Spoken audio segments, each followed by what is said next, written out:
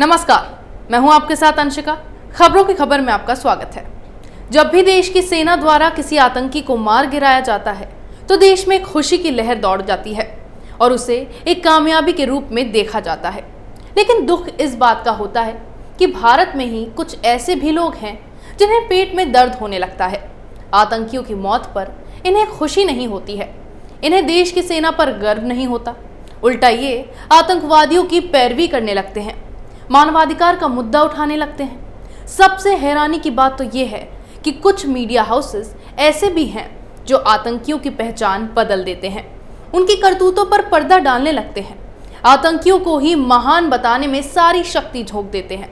चाहे वो आतंकी कश्मीर में मारा जाए या फिर वो जिहादी देश के किसी कोने में पकड़ा जाए या फिर वो नक्सली सीआरपीएफ की गोलियों का शिकार हो जाए, हर जगह ये वामपंथियों का गैंग उनकी बचाव में सामने आ जाता है। द वायर से लेकर बीबीसी, एनडीटीवी आदि मीडिया गिरोह अक्सर आतंकवादियों को आतंकवादी ना बताकर उन्हें सही साबित करने में लगी रहती हैं। ताज़ा मामला कश्मीर में 40 किलो विस्फोटक के साथ पकड़े गए कार का है। सेना की बहादुरी के कारण पुलवामा जैसा एक और हमला टल गया, लेकिन इस वामपंथी गैंग की चिंता कुछ और ही है। एक बार फिर लुटियन मीडिया ने अपना असली चेहरा दिखा ही दिया। एक बार फिर इन लोगों ने एक आतंकी के लिए ड्राइवर शब्द का इस्तेमाल कर अपना ट्रैक रिकॉर्ड बरकरार रखा है। आपको जान के हैरानी होगी, जिस आतंकी के लिए उसने ड्राइवर शब्द का इस्तेमाल किया है वे करीब 40 किलो विस्फोटक से लदी कार के साथ पुलवामा में हमले की फिराक में था। पुलवामा में विस्फोटक से लदी कार के बारे में समय रहते सूचना मिलने से बड़ा हमला टल गया। जब कार पुलवामा पहुंची तो उसे रोकने के लिए पुलिस और सुरक्षा बलों ने कुछ राउंड गोलियां चलाई। इसके बाद आतंकवादी कार छोड़कर भाग गया। इसे बड़ी कामयाबी के रूप में देखा जा रहा है, लेकिन वामपंथी वर्ग और लुटियन मीडिया है कि अपनी हरकतों से बाज नहीं आ रहे। हर तरफ भारतीय मीडिया इस खबर को चला रही है और फिर आतंकियों का मसीहा एनडीटीवी कैसे इसमें पीछे रह सकता है। इसी खबर को एनडीटीवी ने भी कवर किया।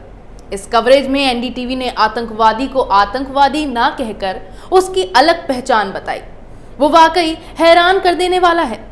आईडी लेकर कार में आने वाले आतंकवादी के लिए उसने ड्राइवर शब्द का प्रयोग किया है। हालांकि अपनी रिपोर्ट के अंदर ये बात लिखी है कि ड्राइवर आतंकवादी माना जा रहा है।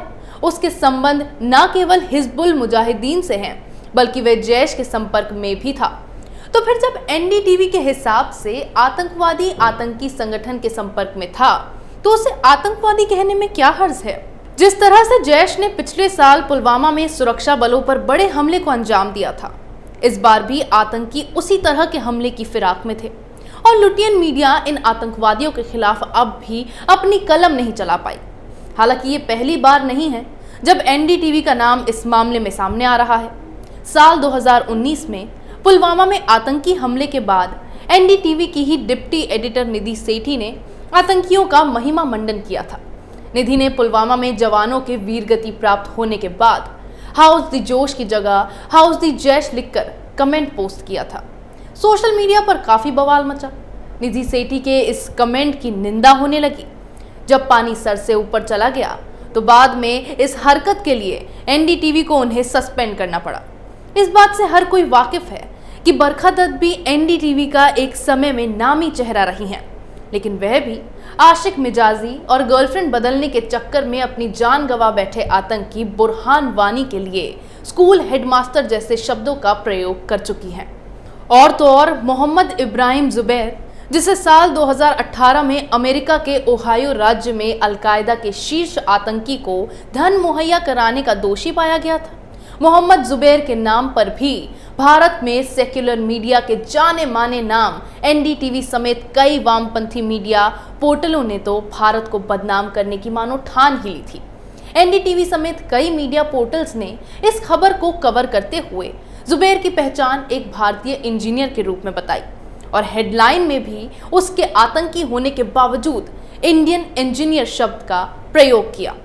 घाटी में मौजूद आतंकवादियों का महिमा मंडन और उन्हें पीड़ित बेचारा साबित करना लुटियन मीडिया की पुरानी आदत है और ये अभियान बरखा दत्त जैसे कथित पत्रकारों से शुरू हुआ था। फिर ओसामा बिन लादेन जैसे आतंकवादियों को एक आदर्श पिता की तरह पेश किया गया और फिर आतंकियों के प्रति सहानुभूति दिखाने की कतार में द क्विंट आदि भी शामिल होते रहे। इतना ही नहीं, आज भी यही लुटियन मीडिया अपनी हरकतों से बाज नहीं आई है। हद तो तब हो गई जब सेना द्वारा हिजबुल मुजाहिदीन के सबसे बड़े आतंकी रियाज नाइकू को मार गिराए जाने के बाद इस वामपंथी गिरोह ने उसे ऑपरेशनल चीफ बता दिया। द वायर जैसे मीडिया गिरोह के कलम आज भी हिजबुल कमांडर रियाज नाइकू को आतंकवादी कहने से कतराती है। इतना ही नहीं, इस बार इंडियन एक्सप्रेस ने भी आतंकवादियों की शिक्षा, पेंशन, दिनचर्या पर गद लिखकर सस्ती लोकप्रियता बटोरने में पहल की है। द वायर ने रियाज नाइकू की मौत की खबर तो प्रकाशित की, लेकिन कहीं भी ये जिक्र नहीं किया कि वे एक आतंकी था, जिसका पहला लक्ष्य भी हर दूसरे आतंकी की तरह ही जिहाद था। ये कोई छुपी हुई बात नहीं है कि भारत में लुटियन मीडिया के हृदय में हमेशा ही इस्लामिक कट्टरपंथी आतंकवादियों के प्रति स्नेह और ममता का भाव पलता रहा है। इसका प्रदर्शन लुटियन मीडिया गिरोह हर आतंकवादी के मार गिराए जाने के बाद करता भी रहा है।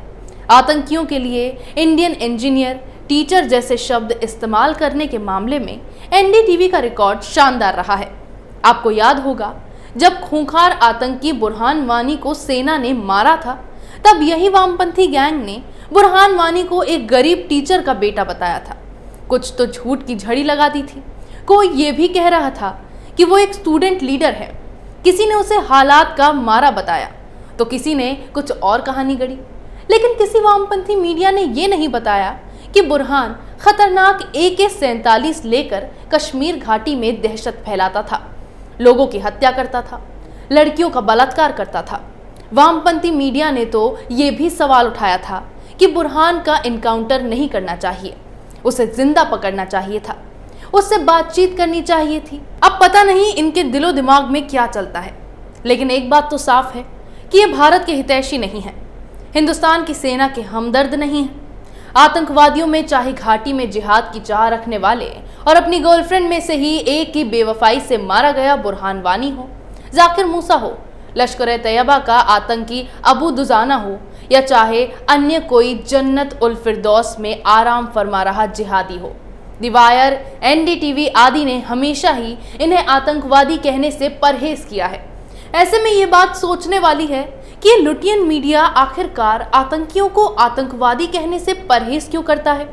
इस्लामिक कट्टरपंथी आतंकवादी लंबे समय तक साजिश की तैयारी करते हैं और फिर एक दिन चुनते हैं उसे अंजाम देने के लिए, जिसे कहते हैं जिहाद।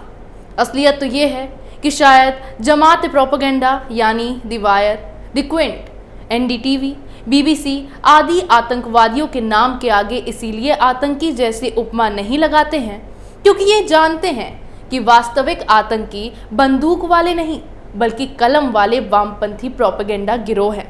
क्योंकि जब तक ये गिरोह अपनी हरकतों से बाज नहीं आएगा या फिर इसके खिलाफ आवाज नहीं उठाई जाएगी, तब तक आतंकियों की हिम्मत को बढ़ावा मिलता रहेगा और वे भारत में अपनी शर्मनाक गतिविधियों को अंजाम देते रहेंगे।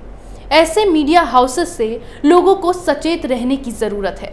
ये लोग ना सिर्फ हिंदुस्तान के दुश्मन का साथ देते हैं बल्कि झूठ, अफवाह और फेक न्यूज़ के जरिए हिंदुस्तान के लोगों के दिलो दिमाग में शक पैदा करते हैं और जो इन पर सवाल उठाते हैं उन्हें ये ट्रोल बताते हैं।